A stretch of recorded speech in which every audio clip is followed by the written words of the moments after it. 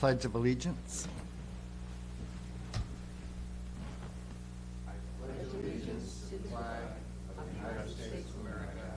And to the republic for which it stands, one nation, under God, indivisible, with liberty and justice for all. Kate, may we have a roll call, please? Gary Cunningham. Here. Patty Crowan. Here. Marie McFarland. Here. Sean Keir. Here. Miles Schlesinger. Here. Doug Bryson. And Steve Griffiths. Here. Are there any agenda changes or revisions? No, there aren't. Okay. We all got a copy of the minutes for our August 21st meeting. Is there a motion to approve the minutes? A motion to approve the minutes from the meeting of August 21st. Is there a second? I second it. All in favor, say aye. Aye. The minutes are approved. This is now our public comment period. Is there anyone who would like to speak for 3 minutes on a non-agenda item? Seeing none. There are no final orders, resolutions, or written communications this evening. We do have one public hearing and one public comment period. And the first public hearing is for 6.1 Lincoln Palisades Phase 4 Final Master Plan. So I have quite a bit to read here as an introduction to our work on this evening. And it is now 6:02 p.m. The public hearing for file PUD 2018-02 is now open. This public hearing concerns a request for a final master plan and tentative subdivision approval for an 11-lot residential planned unit development on 2.07 acres on the east side of Northeast Voyage Way. The applicant and property owner is Steve Lindell et al., doing business as Alpha Building Ventures, LLC. The Commission must take a few moments to cover some preliminary matters and required statements. Does any member of the Commission wish to declare an ex parte conflict of interest, or bias in this matter? I may have Speak into the microphone, please. I may have a conflict of interest, and that is I am negotiating on a lot and have talked to Dennis Coburn and about it, and he has prepared or is preparing a price for building a new house. That's in Lincoln Palisades 3. Not in Palisades 4, correct? I think it is in the picture there, right on the corner. This one? The other corner, that corner. Okay. Yes, that would be in Lincoln Palisades 3. Is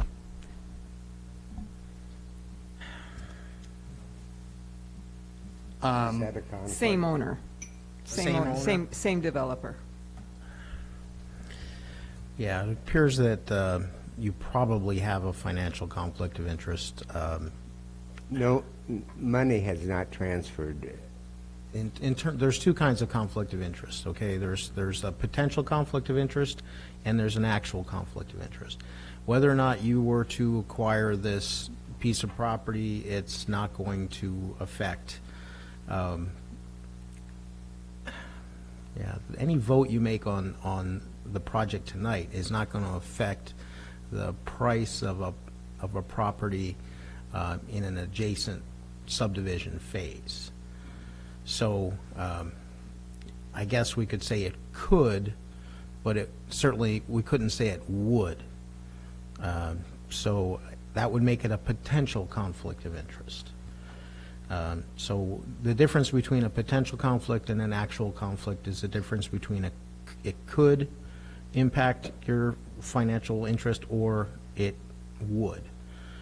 If it would, you have an actual conflict, you cannot participate, you cannot vote. If it is a potential conflict, you declare the conflict, and then you can participate and you can vote. unless your colleagues decide that you can't be impartial and they vote that you should not participate. The other option is, if you feel you cannot be impartial, then you can decide to remove yourself. So I'll ask you I that would question. like to participate in it because I did last time we sent it back, and if the other commissioners don't object. So you previously participated in when this was a preliminary, but at that time you weren't negotiating a lot. Yeah. And so you feel that you have not prejudged the application and you're not biased by any potential conflict of interest. Is that correct? That is correct. And Commissioners, do you feel it's okay for him to participate? Yes. Yes. Yeah, so you're fine. Thank you for bringing that up. All right, where was I now? Okay, going forward, does any member of the audience wish to challenge the qualifications of a commissioner to participate in this matter? Does any member of the audience wish to challenge the jurisdiction of the commission to consider this matter? All right. The following statements are required to be made at the commencement of the hearing pursuant to the City Code and ORS 197.763(5), and staff at this point will now read a list of the applicable substantive criteria for our decision tonight. The criteria are Lincoln City Municipal Code, Section 1752-210Q, Planning Commission consideration of final master plan. This is in the planned unit development section of the code, and Section 1716, which is single-family residential standards, and Chapter 16 subdivisions. Thank you, Deborah. All testimony, arguments, and evidence must be directed toward the applicable substantive criteria previously listed, or such other criteria in the plan or land use regulations which the person believes applies to the decision. Failure to raise an issue accompanied by statements or evidence sufficient to afford the decision maker and the parties an opportunity to respond to the issue precludes appeal to LUBA, the Land Use Board of Appeals, on that issue. Failure of the applicant to raise constitutional or other issues related to proposed conditions of approval with sufficient specificity to allow the decision maker to respond to the issue precludes any action for damages in circuit court. Prior to the end of this hearing, any person who participated may request a continuance to provide additional testimony, argument, or evidence, or request that the record be left open to submit additional written testimony, argument, or evidence. Before the staff presents a report, I would like to summarize the adopted public hearing procedures. A brochure outlining procedures is at the entrance to the council chambers, back on the desk there.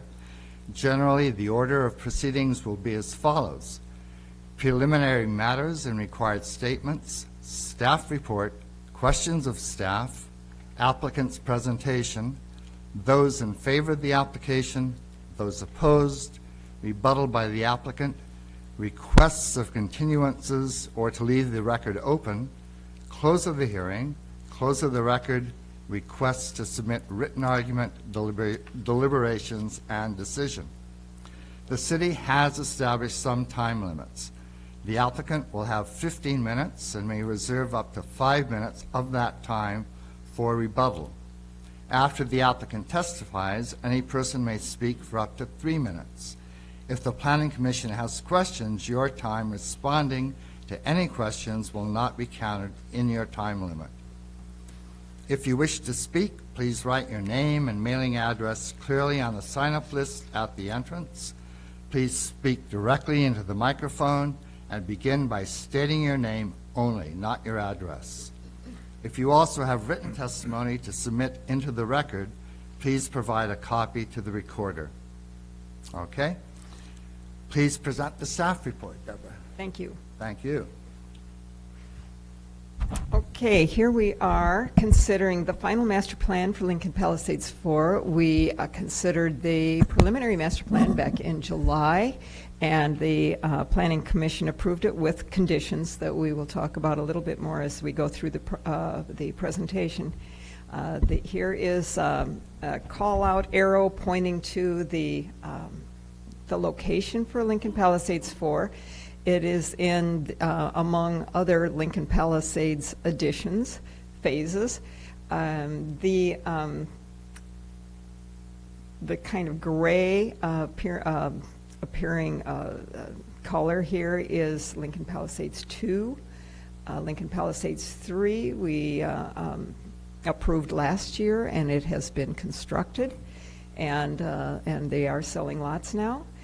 And then Lincoln Palisades 4 is the strip right along Northeast Voyage Way on the east side. The street already exists, so it's a fairly simple subdivision in that respect. So here is a drone photo that's showing Lincoln Palisades 2. Right in front on the photo is Lincoln Palisades 3, which is a 12-unit or lot subdivision. And then Lincoln Palisades 4 runs along Northeast Voyage Way in this location. And I think in my staff report, I kind of vacillated between 11 lots and 12 lots, but it is in fact 11 lots. So I apologize for that.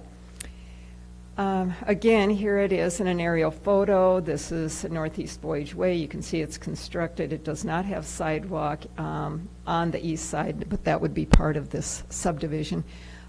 Typically, the sidewalks have as the houses are built, the new owner puts in the sidewalk as well. So that is not part of the developer's responsibility as they have structured this. So here are the 11 lots, and this is very similar to what you saw for the preliminary master plan. The only differences are there are these little notches in some of the side lot lines that are to accommodate already existing services from the sewer and water, and they were part of a revision of the preliminary master plan, so we did talk about that last time. Also in this one, there is a 10-foot easement or landscape buffer, protective buffer. Maybe we need to figure out exactly what we're going to call that. And that is along the east boundary of the subdivision, and that would be to help protect the wetlands from stormwater runoff. So the Commission's authority in this case is to consider a master plan, a final master plan. It must be submitted to and approved by the Planning Commission. It must provide sufficient detail to see if it is consistent with the preliminary master plan and meet all the conditions that you have placed on that approval. And the Commission shall approve or approve with conditions if the plan is consistent with the preliminary master plan and all conditions applicable to it. All utility systems and landscaping conform to city standards and are approved by the city engineer. And then the third one has to do with phases, so it is not applicable. So these are the two things that you're considering today. I can say that the city engineer has signed off on the completeness of this application, and will make sure that the subdivision planned unit development meet all the conditions, or all our city regulations before signing off on the final plat. So what we really want to talk about this evening is whether the plan is consistent with the preliminary master plan and the conditions that you've placed on it. So on the preliminary master plan, we had already done a site plan review at the staff level, so you had a list of those conditions. Those are in the staff report. And then you placed on the preliminary master plan approval 3 additional conditions. One was to route construction vehicles to Northeast Devils Lake Boulevard rather than through the established neighborhood to the south. And this, of course, is prescriptive rather than, something that they could have accomplished by now. So we expect that to happen. The application has acknowledged that condition and that they will comply. The second one was to curtail construction traffic during the city's quiet hours to minimize negative impacts for neighbors. Same thing with that one. The final application acknowledges it and says that they will comply with that. And then the third one is to mitigate stormwater runoff into adjacent wetlands both during and following construction, and that one is probably going to be the one that we'll want to spend the most time on this evening. On the final master plan, there is a notation on sheet 3, 2 notations, and one of them says natural vegetation only in proposed 10-foot setback area and no grading. And then it specifies on lots 109 through 111. Then there's another note on the same page that says a 10-foot no disturbance, and specifies that's for lots 112 through 118. And I am hoping that our applicant, who's here this evening, will explain if that is an intentional distinction of treatment of those two areas, or whether it's just difference in wording. So I think we need to clarify that. And I'm just showing this again so that you can see more clearly this 10-foot buffer that we're talking about. One of the notations is here, the other one's right here. Deb, how are those lots numbered? They start with 109 and they go up to 119. So the ones that are called out specifically for no disturbance are? Okay, the 109 through 111 says this: natural vegetation only in proposed 10-foot setback and no grading. The notation for lots 112 through 118 simply says 10-foot no disturbance. So I think we need a little bit of clarification on that. Went back on the map, could you point out, okay, so there's 109 through? 10, 11, 12, let's see, 109, 10, 11, 12, and then 13, 14, 15, 16, 17, 18, 19.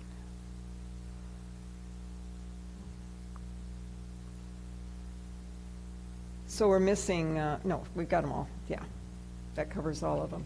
19 is not on there, Off the edge. but it doesn't look like it's. Ah, you're right, and 19 is up here, and it doesn't abut that wetland, so maybe that's why. So when you hear from the applicant, I'm hoping we can clarify that. So this is a page out of their application that shows the delineated wetland, and this was, I think, what drew your attention, is that it comes right up to the boundary of the subdivision. So this 10-foot buffer would be what they've proposed to protect. And so they're saying, they have, let's see if I can find that in there. You can find it in yours, but it's, I just cut and pasted it out of the application. It says, this is kind of long, prior to land disturbance on each lot, an erosion prevention and control plan shall be provided to the Department of Public Works in accordance with Chapter 1208. The plan shall include temporary and permanent measures for erosion prevention and control and for detention, pretreatment, and diversion of stormwater runoff. Permanent measures shall include the collection of runoff from on-site impervious surfaces, on-site detention, infiltration into the ground, and overflow dispersal by sheet flow through a vegetative buffer, and that's what this 10 feet would be. The plan shall protect from disturbance of the vegetation within a minimum of 10 feet from the eastern lot boundary. All erosion prevention, detention, pretreatment, and diversion measures, if any, shall be placed outside the protected vegetation buffer. Temporary measures shall be installed prior to land disturbance. Permanent measures shall be installed prior to final inspection or occupancy, whichever occurs first. The owner shall maintain all temporary and permanent measures and shall not remove or otherwise manage vegetation in the vegetative buffer. And I think that last phrase there is something that maybe we will want to talk about a little bit more. Okay, so moving on. So what I would like to hear from the applicant is a clarification of the term natural vegetation. Typically, we use native vegetation. Natural may be more inclusive, and I'm not sure what the intent there is, and we may want to restrict that further. Also explain the distinction between no grading and no disturbance, which I've already mentioned, and reconsider this last phrase, shall not remove or otherwise manage vegetation in the vegetation buffer. And my concern there is that if we have a lot of Scotch broom in there, I don't actually know what vegetation might be in there now, but that would not be a positive thing. And we, as a city, may decide we need to eradicate Scotch broom, and we don't want to prohibit that by having something in this statement on the deeds. Also, or if vegetation for some reason should die and we would not want bare soil right there. It would not perform the function that's intended. So that's why I'm tweaking this language somewhat. And so, we'll have to consider that further, I think. Would it be possible, for example, to tweak that by inserting one word, shall not remove or otherwise manage native vegetation in the vegetation buffer? We could, and I have drafted something different than what I had in my staff report that I'm hoping gets more at that point. And so we'll see this. Oh, it's right here. So deeds 4, what I'm suggesting is that, also I want to mention that they had this on the plat, but we found that with Lincoln Palisades 3, we wanted to protect the big Sitka tree. And they did put a statement on the plat. The county said, sorry, you can't have the statement on the plat. It needs, and so Reese and Associates suggested that we make it a restriction on the deed. And so in this, so that's what I'm taking that idea and applying it to this. It's the same sort of thing. So deed restrictions then for lots 109 through 119, and that would be all the lots, must include the restrictions for the 10-foot vegetation buffer shown on the plot as follows. And that would be that it would state that, this is similar to what's in there, Final Order 2018-03, which would be our final order for this action, of the Lincoln City Planning Commission protects the wetlands adjoining Lincoln Palisades 4 by, number 1, requiring property owners to remove invasive species from the east 10 feet of the lot and replace them with native plants that meet the approval of the City of Lincoln City. And 2, by prohibiting grading or any disturbance within the east 10 feet of this lot other than what's specified above. Yes? Would 119 be accepted because it was not? It could be accepted. Good point. All right, so that's my suggestion, and when we hear from the applicant, maybe there's some preferable wording, and maybe you have some ideas about that as well. All right, then in addition, lots 17, 18, and 19 are over 8,000 square feet, which we knew, and so they could allow for duplexes unless we put a deed restriction on those that states that they can have only one principal dwelling unit, and in order to maintain our density of a maximum of 11. So I put in these, this is lot 19, it's over 12,000, lot 18 is over 9,000, and lot 117 is over 8,000. So on that then, we would have a deed restriction for those each of those three lots that says the Planning Commission limits the use of this lot to one principal dwelling. We did the same thing on 2 of the lots in Lincoln Palisades 3. 2 of the lots were larger than 8,000 square feet. Does the wording one principal dwelling exclude ADUs? No. Okay. And that's why we have the word principal in there, because if you want to do an accessory dwelling unit, you still would be able to do that. Okay, so I'm just threw in a picture to remind us what this looks like. This is looking north from on Northeast Voyage. So that's pretty much the conclusion of my report. I do suggest that you consider the staff report, take testimony, make findings, and I have not prepared a final order. I'm waiting for your direction on that. That we will bring back to a future meeting, and I can write up the findings, conclusions, and final order with the language that you prefer. So I did, because this was a little bit confusing, provide a staff recommendation, assuming that you would approve the final plat and tentative subdivision plat of Lincoln Palisades 4, contingent on conditions stated in the final order 2018-02, which was the preliminary master plan approval, and revision of this erosion control water quality note as specified, whatever that may end up being. Deed restrictions for lots 109, and we'll change that to 118, regarding the 10-foot vegetation buffer, and deed restrictions on lots 117, 118, and 119, limiting each to one principal dwelling. That's all I have. Thank you. Are there any further questions of staff? Yes. Do you have any sort of monitoring included that would look at the assumptions that that 10-foot buffer on that fairly significant slope is indeed protecting the wetland? I don't have anything in there, and I'm not sure what that would look like. Do you have an idea? I would think some sort of water quality monitoring in the wetland.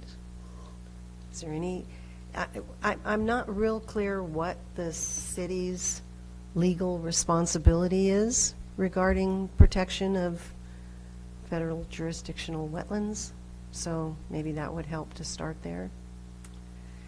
Yes, and I cannot give you a really good answer on that, other than, that we monitor development and we let Department of State Lands know when we have something in the vicinity. Do either of you have any thoughts on the city's obligation to maintain a quality of the wetlands? Typically with the development, the Public Works Department requires both control of the rate of runoff and the quality of the runoff. But that's really, it's the developer's responsibility. But do they monitor to confirm that? No. Okay. No, and usually, it's often like you see this more in the development of a building that has a parking lot. You'll see oil and water separators. Sure. They just work, until they get filled up with stuff. But for this kind of thing, I don't think there is a similar thing. Perhaps the applicant's engineer can talk about that a little bit. Well, the reason I'm asking is because the city's putting in significant money to deal with water quality issues of the lake. This is a wetland that drains directly into the lake. Mm-hmm. It would be helpful, I would think, to understand what was going into the lake while we're trying to clean it up. So that's the backstory. Well, and you may get into this during your discussion. I don't want to lead you there too soon, but monitoring wetlands for quality sounds like a bigger issue than just, approval or disapproval of the subdivision.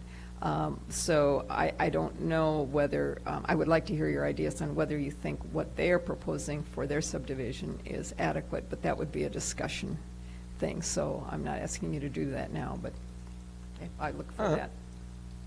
If I can make a point, Devil's Lake Water Improvement District bought some equipment that does monitor various things automatically, and such as harmful algae blooms and other things that cause distress to the lake.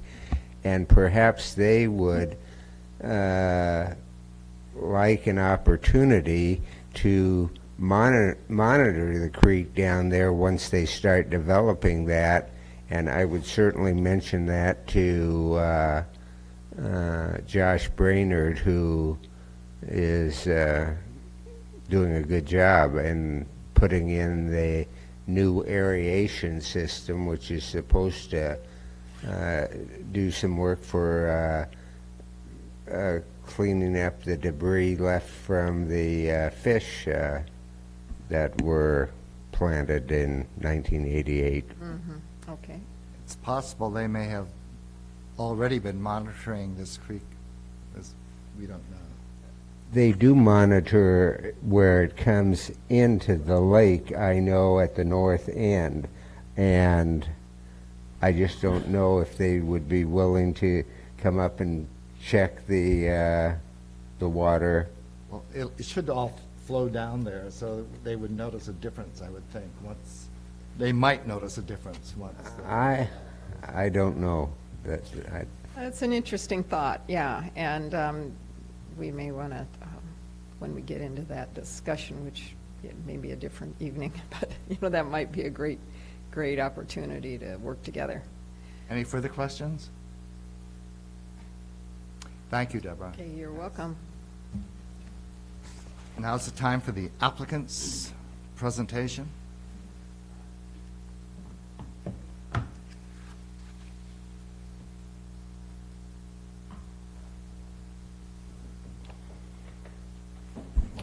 Good evening, members of the commission. My name is David Reese with Reese & Associates. I'm representing the applicant, Alpha Building Ventures. I really don't need to add anything to the staff report. I think Deborah did a fine job of explaining, and we've been through it in the previous version. I think we're down to these three pieces of information that have to do with conditions, and I will tell you that in conversations with staff and the rewording of those conditions for deed restrictions, the owner is in agreement with those conditions. Did I? Speak up a little bit louder. Okay. I thought it was ringing through my ears, but here we go.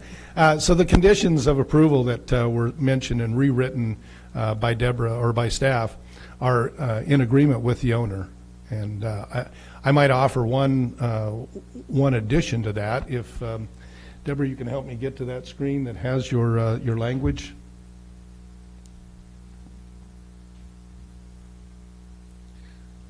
I think it was 5.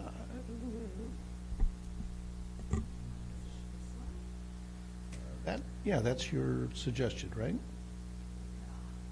There we go.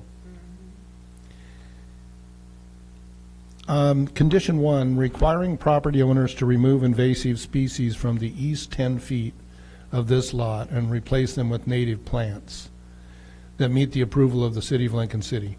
I think we ought to add the word just remove invasive species from the lot. I mean, I would think you would want to encourage that from the 10-foot buffer up, you wouldn't want invasive species. So I think that, that's the way I would want to have my lot, would be to remove the invasive species. Otherwise, we're in agreement again, and I do think there was a little bit of not the most precise work on our part by using the word natural instead of native. So I agree that it should be native, and we agree it should be native. And there really should be no disturbance, the prohibiting grading or any disturbance in the 10-foot buffer. We're in agreement with that. Are all the whole lots. Stretch. Yeah, the whole stretch. Okay. Yeah. And then the method of removing the invasive species, I would assume, would not damage any existing native species that are there. Correct. And I think if the attempt probably was made on our part to say no grading in those first 3 lots to remove invasive species, because in some fashions that's done with a piece of equipment. But most of this, if we just remove that word and say there's no disturbance on any of those lots in the 10, but you still have to remove the invasive species, then that's basically going to have to be hand labor to remove those. So hand labor isn't considered a disturbance? Not, anything is considered Yeah, a I'm- disturbance, but I'm not sure we'd want to go to that granular definition. I mean, I I'm just think trying to think mechanical. of, if I were buying that lot, I would want it to be really clear what I could and couldn't do, or what I was expected to Okay. do, so. I would agree with you. So we could say that that's a, there's basically it's a hands-off, but then if you're going to ask for no invasive species, then maybe inject the word or any mechanical disturbance, meaning that it's something that's mechanized as opposed to, by labor only. Yeah. Weed pulling, so to speak, would be okay, or the use of, well, here we go. So now I'm introducing the string trimmer back into it. So I don't know that.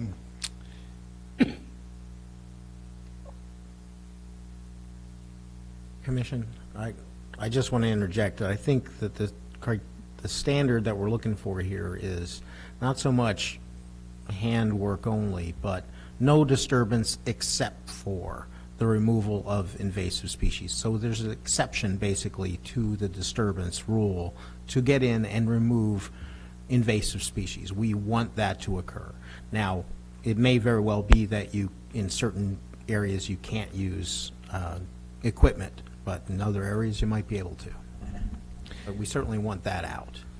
So thank you for that, Richard. I agree. I think by exception, and Commissioner Crone, I believe that you're on the right track to make sure that a potential buyer doesn't shy away from those words. And as you know, that's why at the last hearing that we had, I wanted to stay as flexible as possible so that we wouldn't put a prescriptive or actually a very definite plan for each lot. It gives the flexibility. However, if you were to pull a large root bod of Scotch broom that was, say, 3 to 4 or 5 inches, and it removes 12 to 18 inches, then did we disturb the land, and then we have to plant it back? I mean, there has to be some reasonableness here.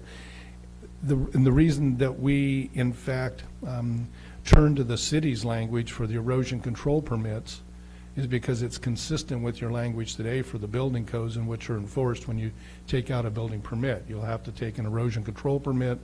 That, in fact, becomes your first line of defense for monitoring to see that the disturbance is reasonable and it's within its buffer zones and it fits the site plan for the house.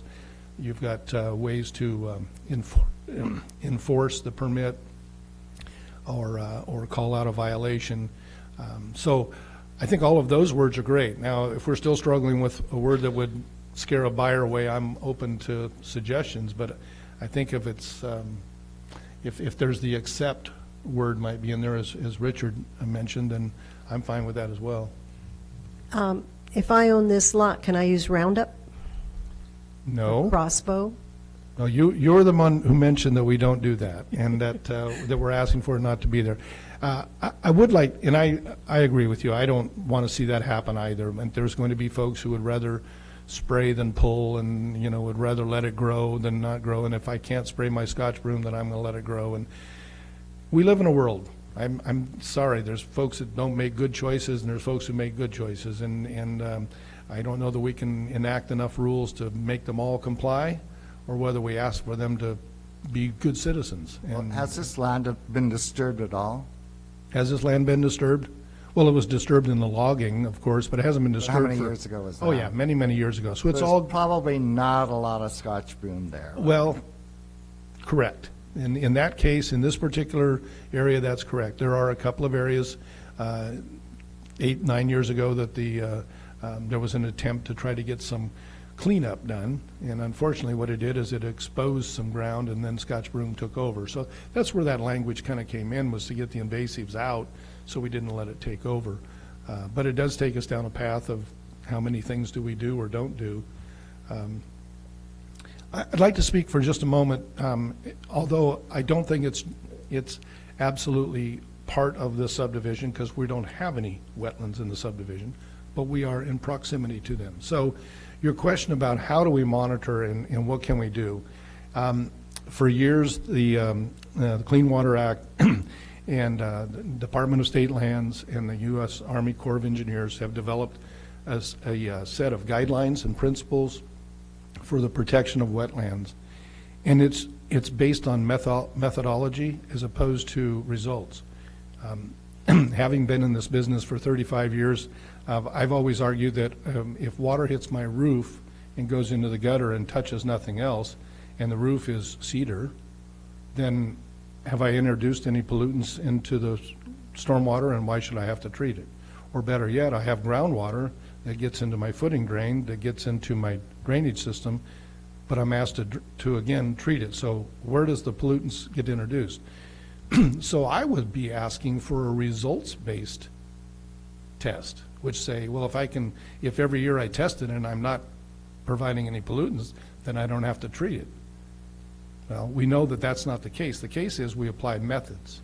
And if we apply the methods across the board and we use the methodologies, the likelihood of success is greatly increased to 95 to 100% if they're applied correctly. So the monitoring that you've mentioned would be a data point, but it wouldn't necessarily prove one way or the other than all of a sudden there was an influx of additional pollutants or things to this watershed.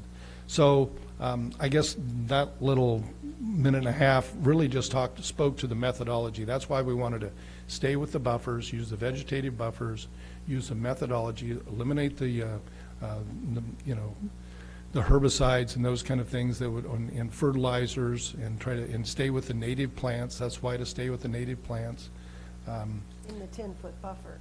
Well, yeah, and the 10-foot buffer, and I think that that's where the methodology works, because the 10-foot buffer becomes the vegetative area that is the uptake to take those out of the system and clean the water up. You know, in essence, wetlands really are our cleaning system, but we like to have them a little cleaner before, so they can do their job.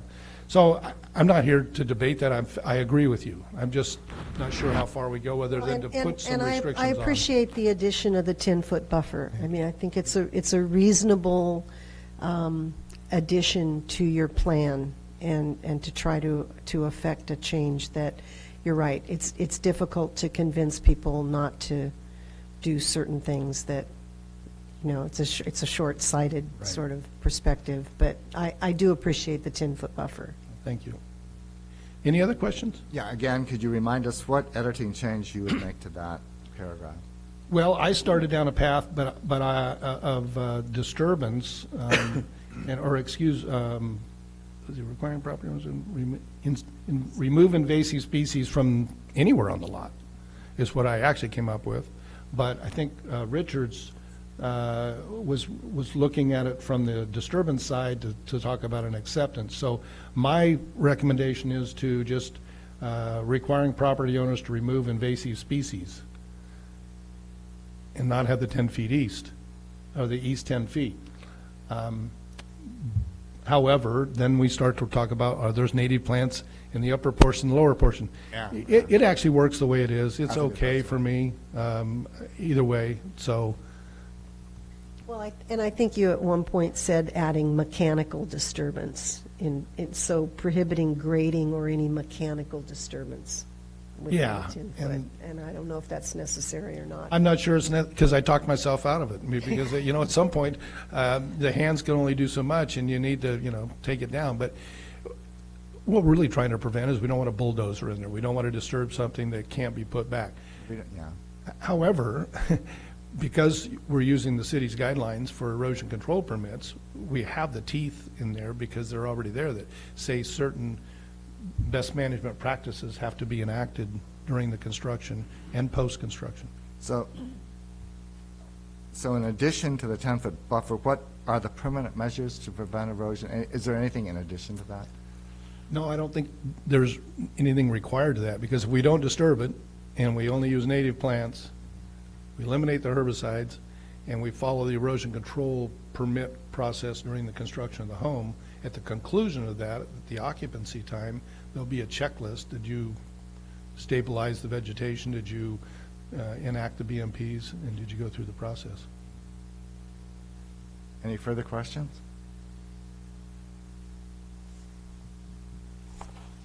Oh, I do have, want to follow up on the sheet 3 where it says in one place, it has two different requirements, or, you know, one says no disturbance and the other one says more things. Well, what I wanted to say is that I thought we were a little, I said less precise, or I was trying to scold myself at not being very good at cleaning that up. We should have been consistent.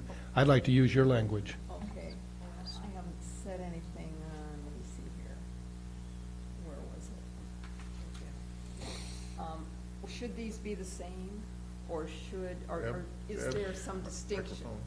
Well, we can either use the language in the conditions, and then it's very consistent, and put those on the tentative, Deborah, or we can revise these, and then we have two sets of languages that we have to refer to. So I like your conditions, the owner likes your conditions, Okay, and if we take those conditions, strike these from the tentative, and we'll revise the tentative with the conditions as stated.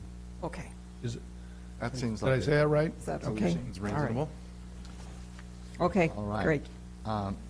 Is there any testimony in support of the application? Thank you. Yeah. Seeing none, is there any testimony in opposition to the application? All right, seeing none. Others, including any testimony from representatives of public agencies? None. No need for rebuttal, I believe, by the applicant. Okay. ORS Section 197.763, paragraph 6A, states that upon request, the commission must either grant a continuance for no less than 7 days or hold the record open for no less than 7 days to permit any participant an opportunity to provide additional testimony, argument, or evidence. Does any person who participated desire to request a continuance to provide additional testimony, argument, or evidence, or request that the record be left open to submit additional written testimony, argument, or evidence? Looks like the answer is no. Because no continuance has been requested or no request has been made to hold the record open, is there a motion to close the public hearing and the record? I move we close the public hearing and the record on PUD 2018-02. Is there a second? All in favor? Aye. Okay. Okay, and then, does the applicant waive the opportunity to submit final written argument after the close of the record is provided in ORS Section 197.763, paragraph 6C? No. He waived. Okay, prior to or during deliberations, commission may consult with city staff and the city attorney. Do not ask staff or legal counsel for new evidence. Does the city attorney or staff have any comments concerning legal issues raised during these proceedings, instructions on the applicable law, or legal advice concerning the application of the law to the evidence in the record? Seeing none. Okay, this matter is now returned to the table for deliberations and a recommendation. Commissioners, it's in your hands, our hands. I think we've come to a pretty good conclusion here. Agree? Everybody agree? Okay, can we entertain a motion for a tentative decision on this matter? I'd like to move that we vote on accepting, Into the microphone, please. I move that we vote on accepting 2018-02 as conditioned in this last version. With, where was the wording that? I'm looking for that.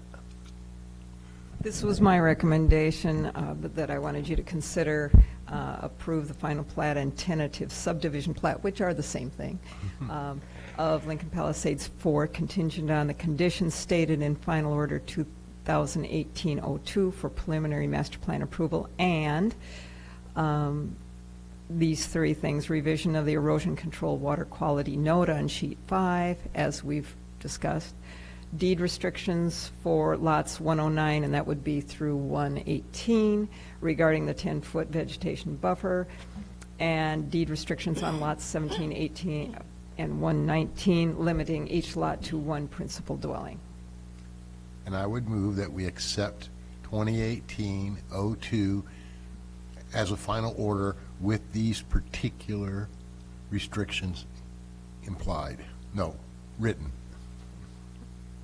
All right, do we have a second on that, right? I'll second that. All right, may we have a voice vote, please, Kate? McFarland, Yes. Schlesinger. Are you voting? Miles? Yes or no? Are you voting? Yes. Okay. Kier, Yes. Rowan, Yes. Cunningham, Yes. and Griffiths. Yes. Motion carries. Okay, this is a tentative decision of the Planning Commission. Staff will prepare a final order for adoption at the next available meeting. Thank you for coming tonight. Thank you, Deborah. Thank you. Thank you, Deborah. All right. Thank you, David.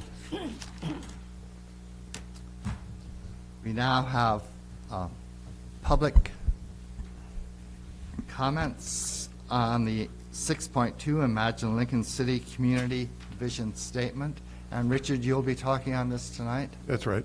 And I was wondering, perhaps as a preface to your presentation, just for our viewing audience, if you could distinguish between three things that the public has participated in the last 12 months. One was the Imagine Lincoln City project.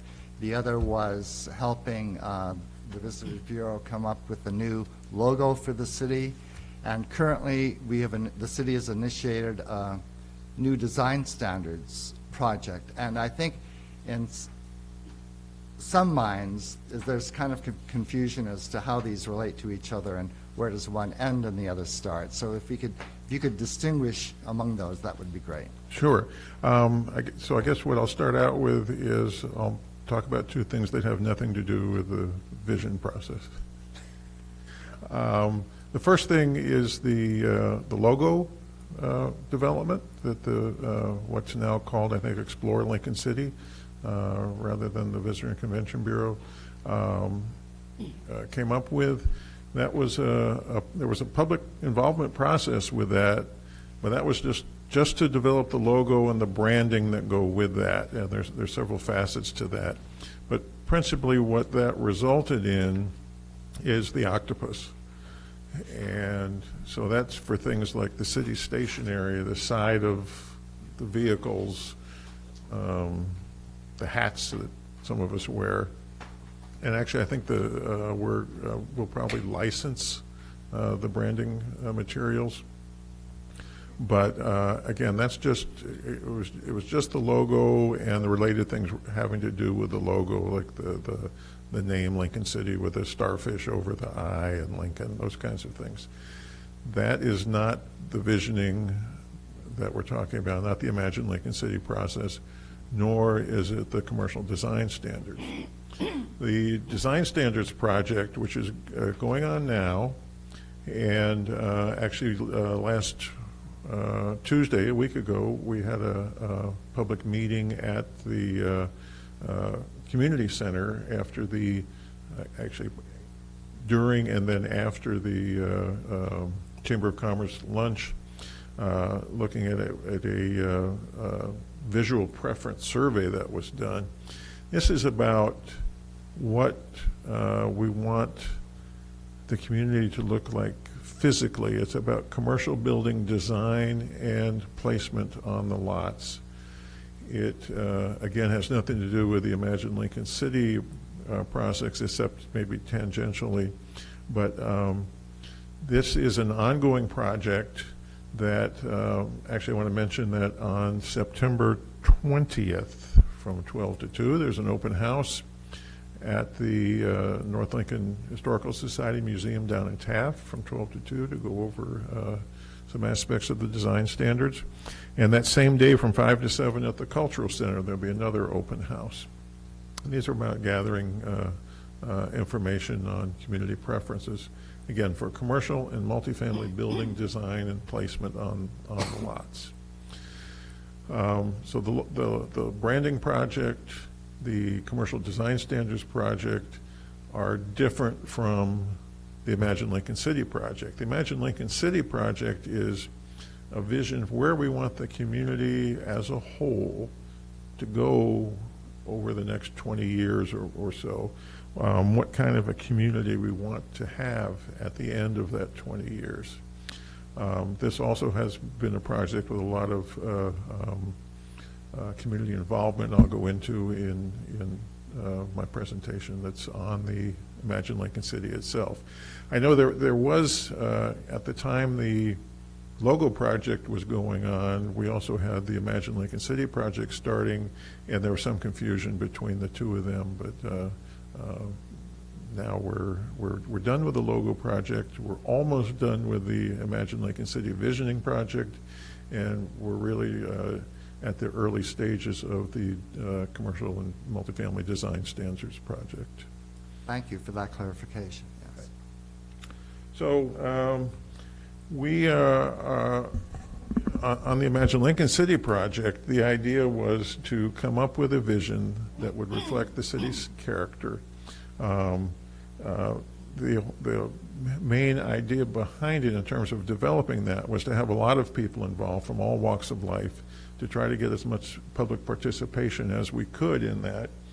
And then from the input we got from people, from surveys, from comments we received, from some of the public meetings we had, try to distill out where it appeared people wanted the community to be going, what they wanted it to be like in a number of different areas, and then develop goals and actions that can flow out of that. One thing that has come up is that the vision, sometimes people think this is to guide the city of Lincoln City, the city government, and it's much more than that. It's to guide, provide information for not only the city government, but also for other governments, whether it's the county, the state, special districts such as the fire district, the school district, the water improvement district, to give them ideas of what the, members of the community are saying they want the thing to be like, but also to guide individuals and businesses on where the community is saying we want things to go. It is different. It is not a scientific survey by any stretch of the imagination. The slide I have up here actually is from a 2014 survey that the then city manager did of Lincoln City voters, registered voters, and they sent out I think almost 5,000 questionnaires and got back better than 50% response on that. That's getting much more into the statistically significant area, that kind of thing. The Imagine Lincoln City project, in a lot of ways, is not really suited to that kind of process because we're looking for open-ended answers to things. With the survey that the city manager did 4 years ago was, here's a list of things, what do you like or dislike, basically. And there's much more than that, but that was one of the things. So for this slide, certain kinds of development, do you want to see more or less of it? And then how important are the different things? But the universe in this is limited. These are your choices that you're given. In the Imagine Lincoln City project, there's some of that, but there's also completely open-ended and give us all your ideas kind of thing. So it's much more open to just all kinds of ideas from people and less constrained by what the question limits you to possible responses. So, Richard, how was that used? pardon me? How the two slides that you've just put up, how was that information used by the city? It's been used in the past in budget decisions. Again, this is from 2014. There also was one in 2004, and there was a comparison of how things may have changed a little bit. Like, what's interesting to me on this one is towards the middle, you see that red bar that drops down. That's discourage big boxes is what that's about. That wasn't on the 2004 one, but that one really jumps out as on a preference of people. So we have a provision in the code that does discourage big boxes in the general commercial zone, because we have a 60,000 square foot maximum footprint. You know, they can go up, you can have 2 or 3 stories, but they can't just have this huge sprawling box. And that seems to have gotten support. And so it has support from the public, and it wasn't too long ago there was a request to change that, and the city council elected not to go there. And the previous slide, can you just go back one, was primarily housing, right? Is that? Well, there's light industrial, retail and service and so on. So there's a lot of blue on that. Right. And I'm just wondering how the city has used that to drive their decision-making. Well, the last one you see is VRDs over on the Yeah. far right, and obviously that decision was made to no longer encourage VRDs and actually discourage them in some situations outside of commercial areas. So, encourage affordable housing. That's something that's an ongoing thing. So. Well, and in the middle, they encourage light industrial and encourage retail and service, and those seem to be pretty strongly held feelings. And, so I'm just wondering how that connected well, to. Remember, our urban renewal director is also our economic development director, and that position was created to actually implement that kind of thing. So I don't want to get too sidetracked on this thanks. 2014, sir. What I'm saying is Background. this is another thing that the visioning process is not. So, but we did do a lot of outreach. You can see from many different ways, all kinds of things, from surveys, intercept surveys, focus group meetings, community meetings, and so on. We got a lot of involvement, thousands of comments or interactions with people, and it's really quite an extensive amount of input from people that actually we're pretty pleased with and pretty proud of. So from that, from the comments and interactions we got with people, actually consultants took the lead on this, but tried to distill things down. So, okay, here's all the comments we got. Here's the areas that they sort of seem to cluster into. So we ended up with 10 focus areas. And then with each of the focus areas, there are various goals and initiatives that are in there. One of the first things is an overriding goal for all of these 10 areas. And I preach against reading PowerPoint slides. And I will now read this PowerPoint slide. The vision that came up with was Lincoln City is the premier coastal community where the ocean, beach, rivers, lake, and forest come together to provide the Oregon coast's most extraordinarily beautiful and unexpected setting for work and recreation. Lincoln City is welcoming and inclusive, where people care for one another and their community. Through careful planning and collaboration, we have a pleasant, safe, healthy, and prosperous town where everyone enjoys a high quality of life. Obviously, that's very aspirational, but it's the sort of thing where the people are saying that's where we want to go. This is what we want to aim for. Again, it's aspirational, but it's something really worth striving for.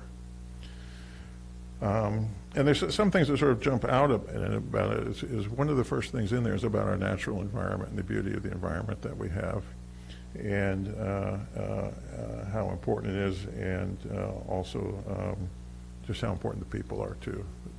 So, then we have the 10 focused areas. I won't go into all of them and go into it in any length, but with a sense of place and community identity is one, and there was four 4 goals within that. Quality community services, and that's basically about the infrastructure and so on. Activities and attractions for all ages, things to do when you're here.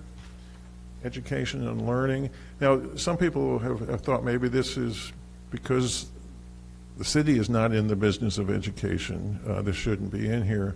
But again, the vision statement is not just for the city government, it's for everything that's in the city, all the people and all the organizations that are here.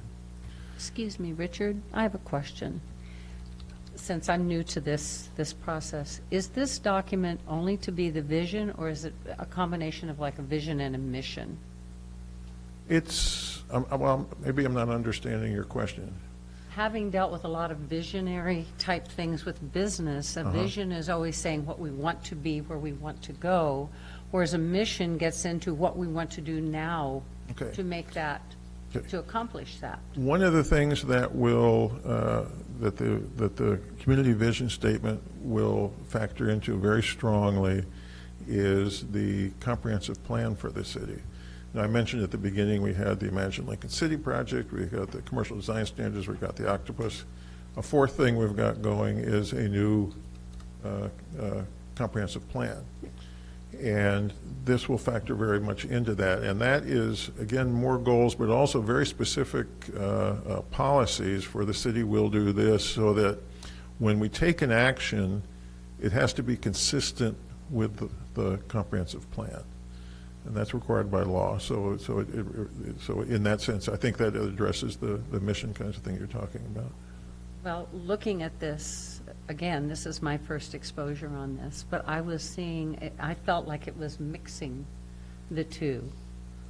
It does, because it's got the aspirational statements, and then it's got, here's some community ideas for how to get there. And because this is not the comprehensive plan itself, those are really sort of suggestions, ideas. They're not necessarily something that the city is going to do, that anyone else is going to do. It's just saying Tasks.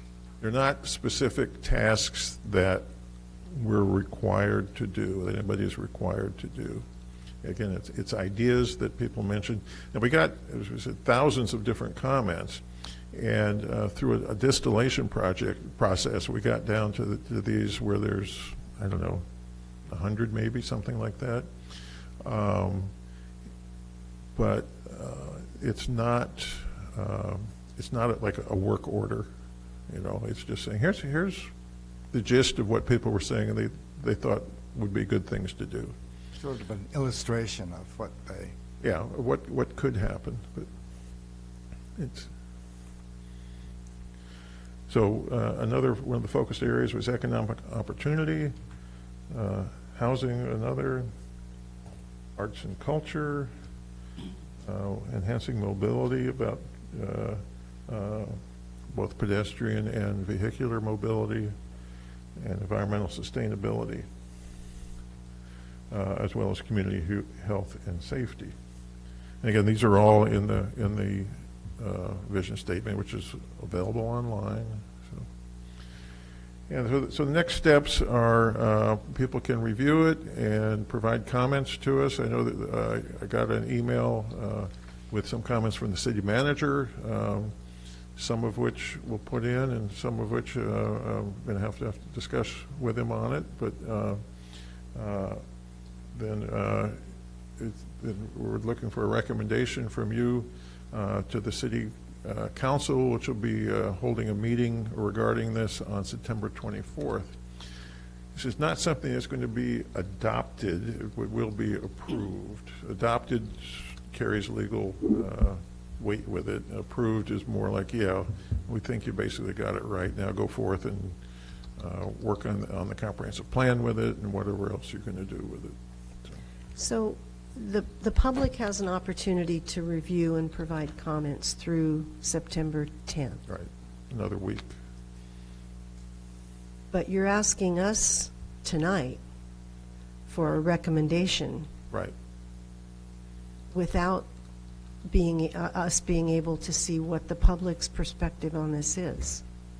Well, Seems a in little- large measure, this is the public's perspective on it.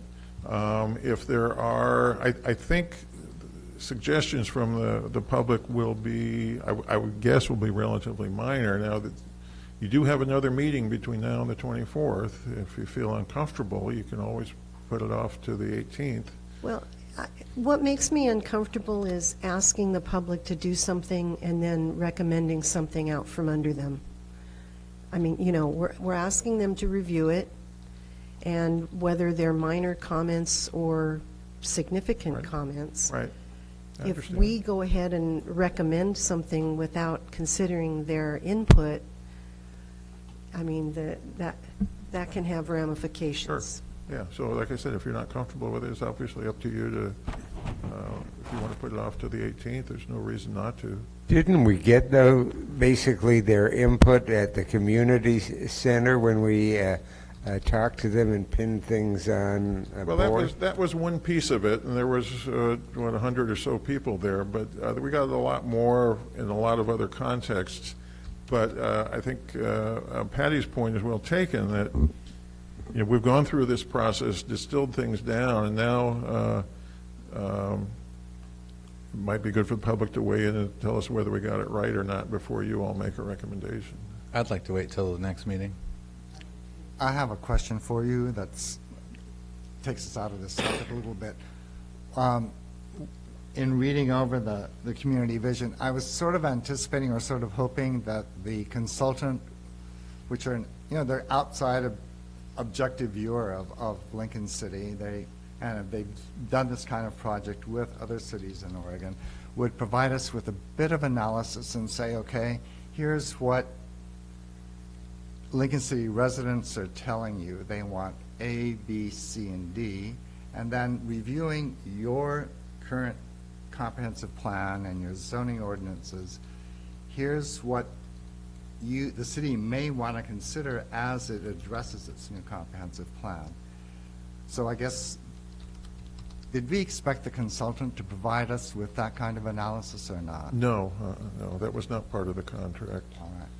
But I think to some extent that we've tried to do that, because we have, you know, these 10 focus areas, and each focus area we've got some goals, not the individual actions, but some goals that I think essentially do that. And I know in drafting up the various sections of the new comprehensive plan, we'll be looking at that very carefully to try to incorporate that. I mean, just from reading it, I know that, you know, as we begin working on the comprehensive plan, and I know a lot of my decisions will definitely be influenced by the data that's presented in this visioning project. And not only in the plan itself, but going over the appendices and looking at all the answers that hundreds of people gave to the questions they were asked. It's fascinating. Yeah. And there are definite trends that come out saying, we want Lincoln City to move in this direction. So I think our challenge will be to look at our current comprehensive plan and say, how do we want to change this so we can move towards implementing greater protection of our natural environment, or bringing in businesses that aren't dependent upon the tourist industry. There's a whole bunch of stuff to work on, I think. Oh, yeah. Well, and I'm, you know, just playing off of that, I'm wondering if this document could be made more user-friendly for the comp plan review. In other words, right now in this document, there's kind of a mix. There are some vision things, and then there are just some actions that tend to be more toward a general plan revision update. So I'm almost wondering if we could structure the document so it's in two pieces, and one is the high-level vision portion of it that, you know, has those lofty ambitions in it, but then the other part is a little more user-friendly when we get into revising the comp plan and really taking those things and directly associating them with sections in the comp plan. Well, one thing, the comprehensive plan is going to be in several sections, most of which will probably correspond with sections in here, like there's a, section on housing. There will be a section on housing in the comp plan. And I recall the consultant asking for the outline of the comp plan review so that she could Right. kind of integrate it this way. I'm not sure if that happened, but Discussed it with her, yeah. yeah, okay. Because I think that's what the value of this is in feeding into that very real comp review that's coming up. And I agree that's one of the greatest values of this, but I think the value of it goes beyond that.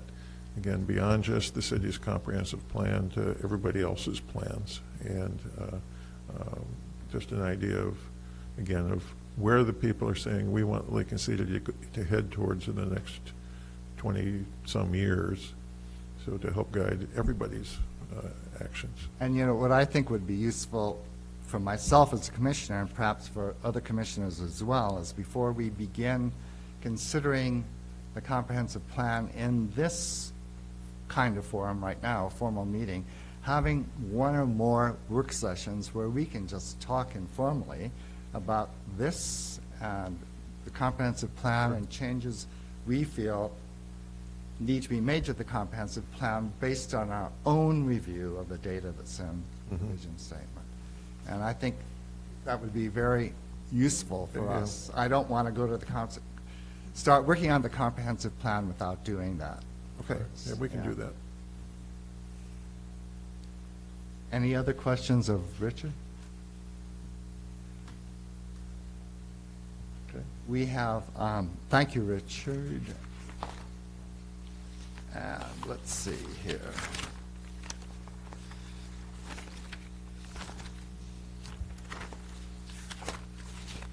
Are there any public comments on the comprehensive plan? Actually, on the vision On statement. the vision statement. I'm jumped way ahead here. We're done. Are there any public comments on the Imagine Lincoln City Community Vision? Seeing none. Okay. So it's our turn to discuss the vision statement in more detail and make a recommendation to the City Council if you want to do that at this time. I heard earlier you're thinking it might be a good idea to postpone it to our September 18th meeting. Is there a consensus on that? I think so. I would like to postpone to September 18th. I would also. I agree, and I would like very much to be able to see some of the documentation prior to that meeting, so we have a vision of What kind of kind documentation? of feedback they're getting. Yeah, we will provide that to you. So. Okay. All right. And then would it make sense perhaps to do a bit more outreach to make sure the public is aware they can come and comment? We have done a, well, I don't know about coming to comment because we weren't sure that there was going to be more opportunity on the 18th, but we did send out a email to 1,700 people. Has the vision team been reconvened since this has been pulled together? You're on it. No, not the, Oh, not I the see what little, you mean. I not see the what you internal mean. team, the large vision team that's No. listed here. No. So they have not formally been brought back together to make their comments and discuss this. That's right. Okay. So, should we have a motion to postpone discussion to the 18th? I'll motion to postpone this decision till September 18th. Is there a second? I'll second that. All in favor? Aye. Okay, we'll do that. And then, in the meantime, we have edits in the document. Should we get them to you? Pardon me? If we have edits or Yes. corrections to make, Yes. and people, I noticed one person's name was spelled incorrectly, and so Okay. that kind of thing. Yeah. And if possible, I think it would be a good closure for the vision team to at least come back together as a team, the larger vision team, not the internal I one, understand. to make their comments on this and to discuss it. I'll see if we can do that. And thank you to Patty for serving on the vision team leadership for that. Yeah.